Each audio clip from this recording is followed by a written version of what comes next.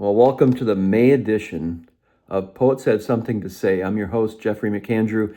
Today, we're stepping into conversation that sits right into the crossroads of storytelling, the place where prose and poetry meet, overlap, and borrow breath from one another.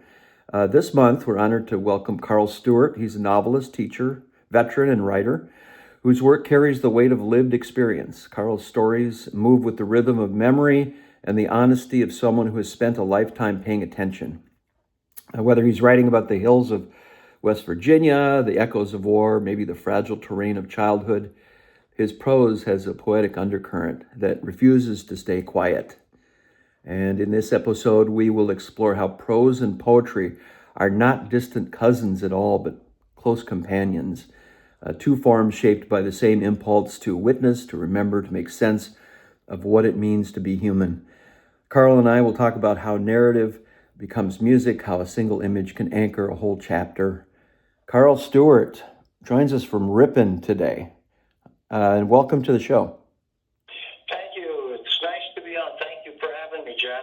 Absolutely. And I've been kind of fascinated by this subject, and people in the Wordsmiths Writers Club will agree that I bring this up quite often about the strength of poetry and prose and how they're connected. Before we get into that, I understand now you were known for writing novels, historical fiction, I should say.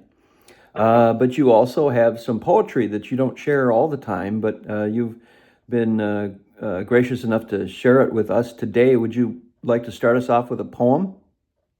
Sure, I can do this. I want to start first by just introducing it. I did not ever begin my career as a writer by writing novels. When I was a child, when I first started writing, it was poetry. And one of my first poems, matter of fact, the first poem I ever remember writing, the first thing I ever remember writing to share with anyone, I was 7 years old. Wow. And my family was rather rowdy. My father and mother didn't get along well. They were often at war with each other. Mm-hmm. And after one particular row one night, the next morning I got up and lay down on my belly on the floor on the linoleum in my bedroom I shared with my older sister at that time. And I thought, if I could just write something that I could give to Mom and Dad, maybe that would help them not fight so much and things would be better. Mm-hmm. So the very first thing I ever wrote, I was about 7 years old, wrote with a pencil on a bad piece of linoleum. I wrote, if I rode the wings of a snow white dove, I'd fly away to God and never, never come home again till Daddy and Mommy stopped fighting. Oh my God. That was the first thing I wrote, and it's very silly and it's very childish. But I thought at the time that if I could only create something that would be strong enough to have an influence over grown-ups, then I would have something. Well, it created almost a backlash that didn't quite come out the way I wanted it to, the end result of that. But then a little while later, a few years later, as a matter of fact, I wrote another poem to my mother, and this was after the divorce, after the battling had finished, after it was done, and I was about 10 or 11. Mm-hmm. And this was a poem I wrote at that time. Okay. I must have been in 4th or 5th grade. And it was for Christmas. It was a Christmas where we had almost nothing for Christmas. So I couldn't give any money, buy gifts. So I wrote her this little poem, and it was called My Gift. Okay. For all my life, I've gotten Christmas gifts. 100 toys and shirts and books, it's true. But where's the wrapping paper big enough to hold the present I would give to you? It must be hard for you and make you sad to see how awful things turned out. And yet, a million rainbow flowers dance on hills as clouds float by in skies I can't forget. I don't know whatever happened to that. I gave it to her. She never mentioned it. And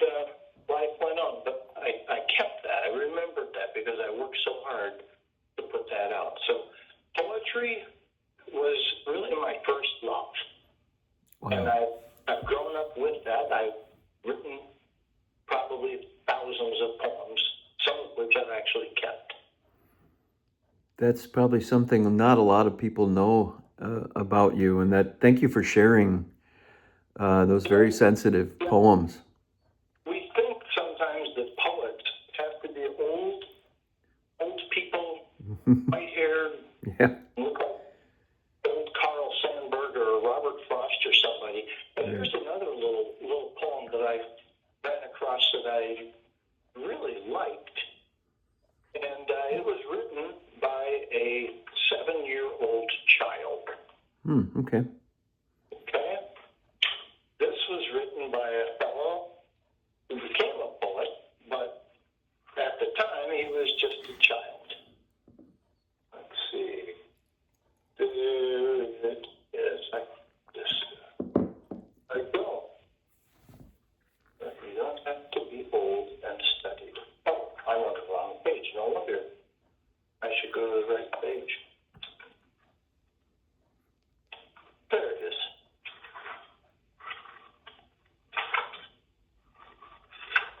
This is written by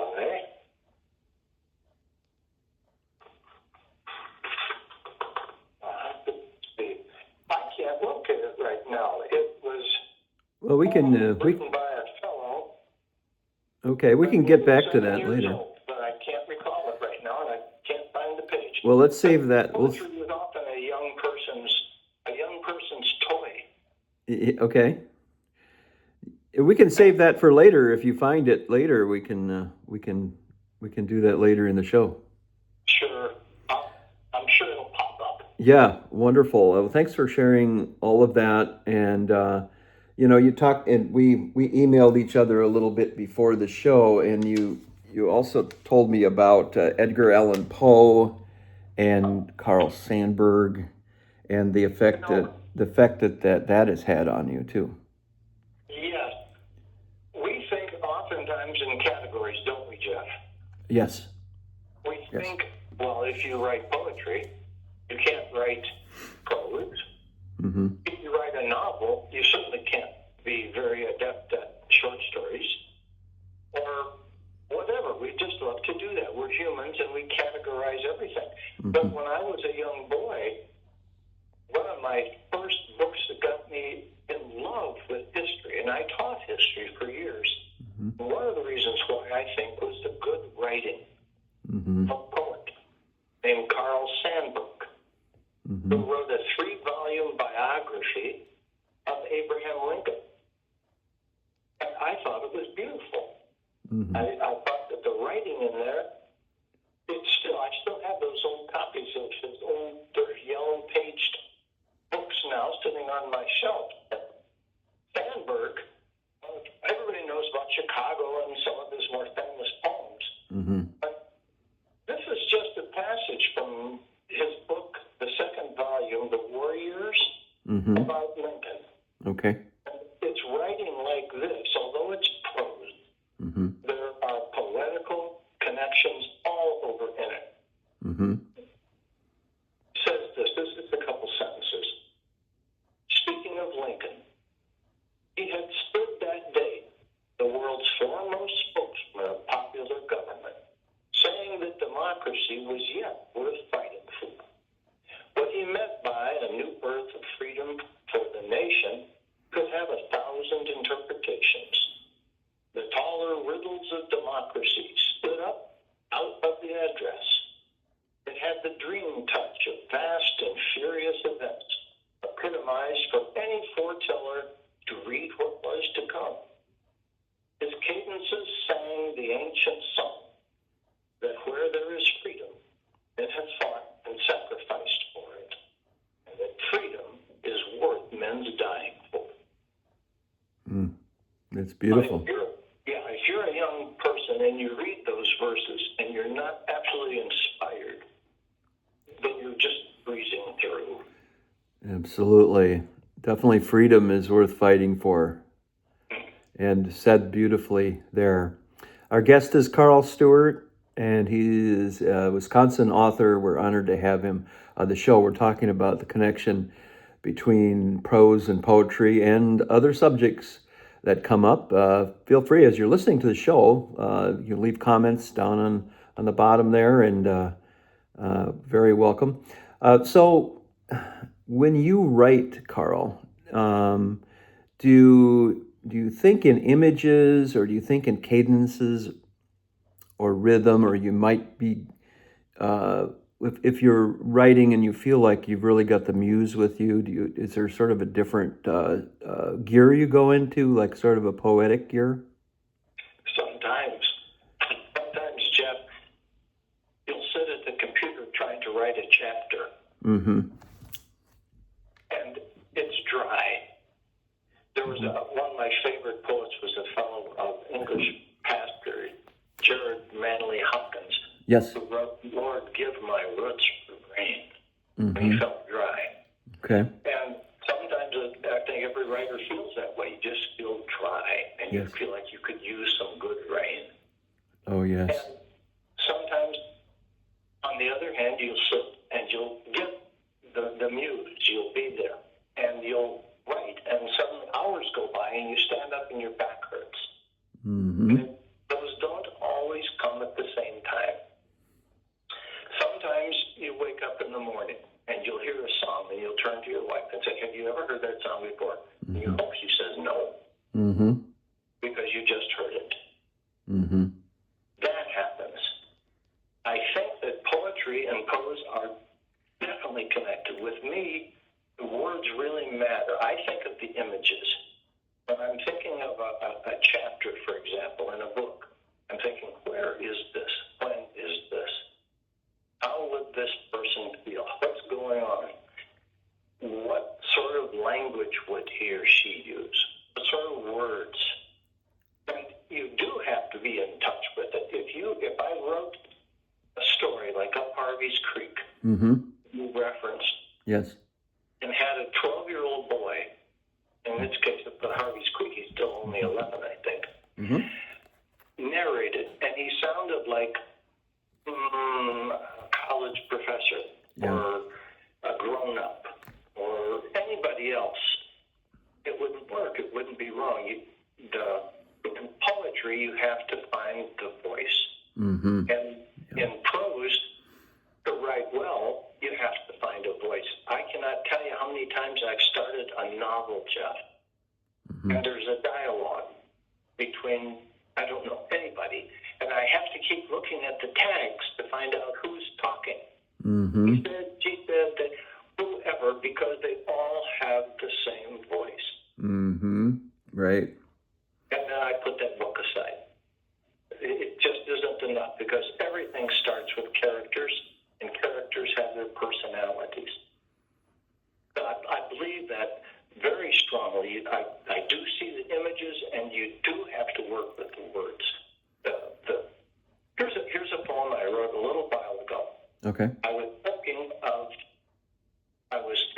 of an encounter between, well, I've had conversations with people who'll say, well, I don't like poetry. Right. I only like this. I don't like poetry. And I'll say, well, it's fluffy stuff, what it's all about. Right. Right. Which is almost indefensible, but it's hard to counter because they're speaking through their experience. Mm-hmm. Anyway, I wrote this poem in response to an encounter I had with somebody. Okay. It's exaggerated. It's called A Cruel Encounter on an April Day. Okay. And it's an encounter between a person who is, how should I say, not attracted to poetry, Right. and a poet, and a street poet. So it's a conversation. Mm-hmm. Okay, here it starts off. This is a quote. This is all there's a conversation. Nobody likes a poem. Those fluffy pillows that promise rest and then go flat. A real pain in the neck. But no thank you, lady.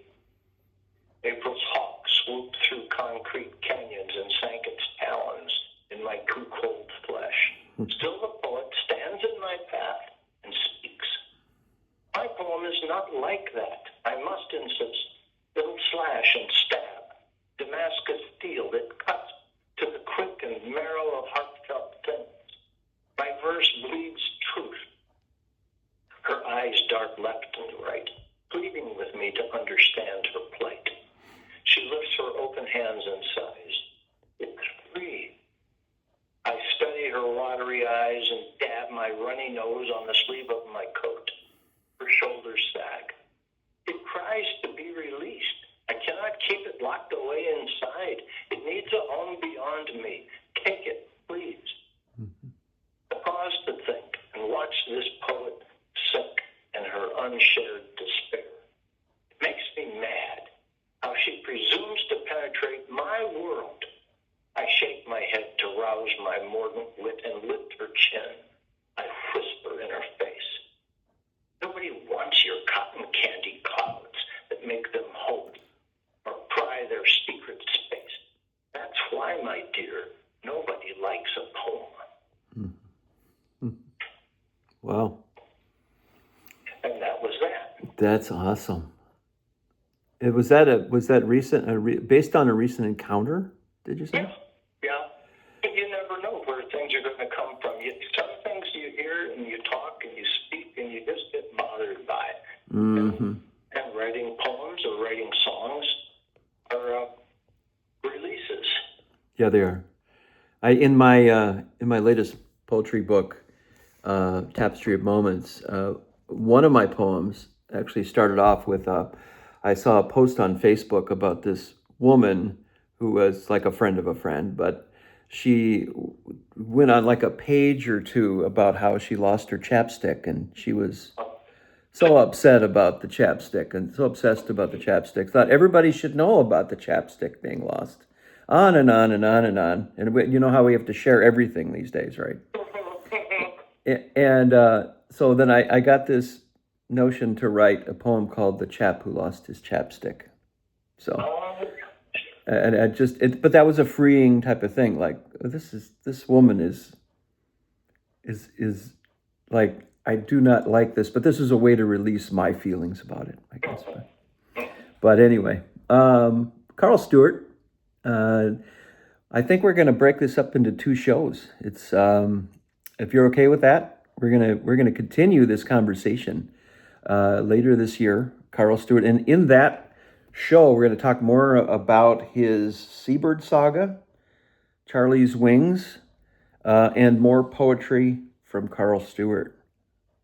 So thank you for being our guest on the May podcast, and we'll see you later this year. We're going to tape another show with you. Thank you for having me. It's been a pleasure. All right, sounds good. And you, by the way, we should mention this too, karlstewart.net, right? That's your website? Mm-hmm. karlstewart.net, not .com. No, if you do go to .com, there is a Karl Stewart. Oh, isn't there like a race car driver or something? Or what is he? I forget. There's a famous Karl Stewart, isn't there? Another one?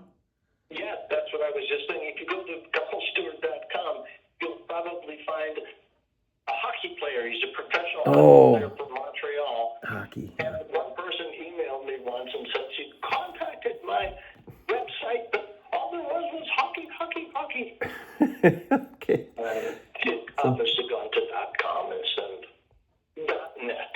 So all right. if you do contact me, which I love to hear, .net. And also, I want to mention that next month in May 9th, I'll be at in Appleton. Okay. To sign books from 11 to 3 at the bookstore in Appleton. That's what it's called. So if you stop in, I'll be glad to chat with you.